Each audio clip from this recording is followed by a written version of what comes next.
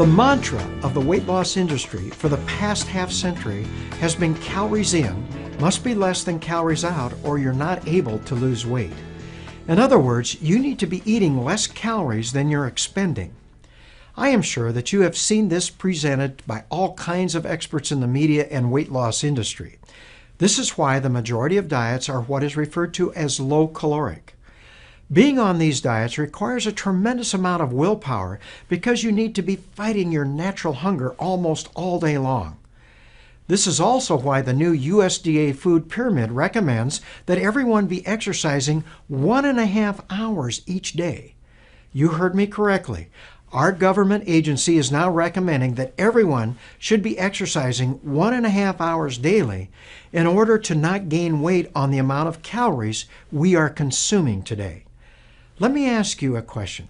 Are you exercising 1.5 hours daily?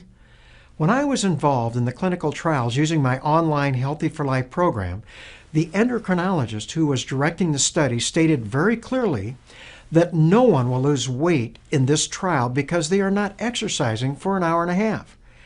In my program, we only recommend 30 minutes of modest aerobic exercise 5 times per week. Well, everyone lost a significant amount of weight in this study, and the endocrinologist was shocked. Why did this happen?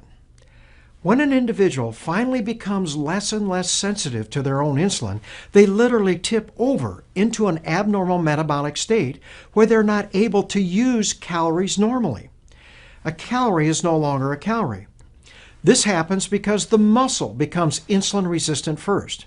Now, why is this important?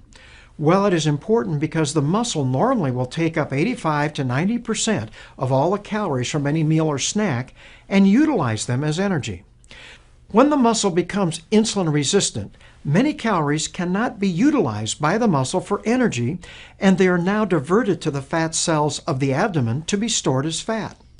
Since insulin levels are very high in this abnormal metabolic state, its job is to convert the glucose to fat and then block the release of this fat.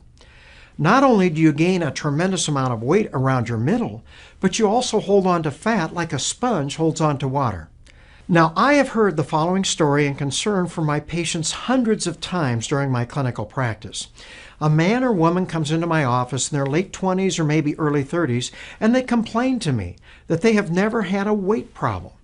They state very clearly that they have not changed their diet or their activity level for the past 10 years.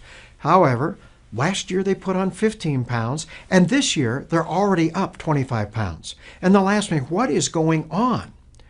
Even though I really did not know what was happening years ago, I would normally respond to their question by telling them that their metabolism must have slowed down. However, now that I understand the problem of insulin resistance and the metabolic syndrome, I now realize that they had poor lifestyles that made them less and less sensitive to their own insulin. Then they finally tipped over into this abnormal metabolic state where a calorie is no longer a calorie. Even though they did not make any lifestyle changes, they began gaining weight because they were not able to utilize their calories normally. Has this possibly happened to you? Now, the answer to this problem is to firmly establish the triad of healthy lifestyles I promote in my Healthy for Life program, which actually improves insulin sensitivity and allows you to tip back into a normal metabolic state, and you begin releasing fat. The weight comes off as mysteriously as it came on. If you don't correct the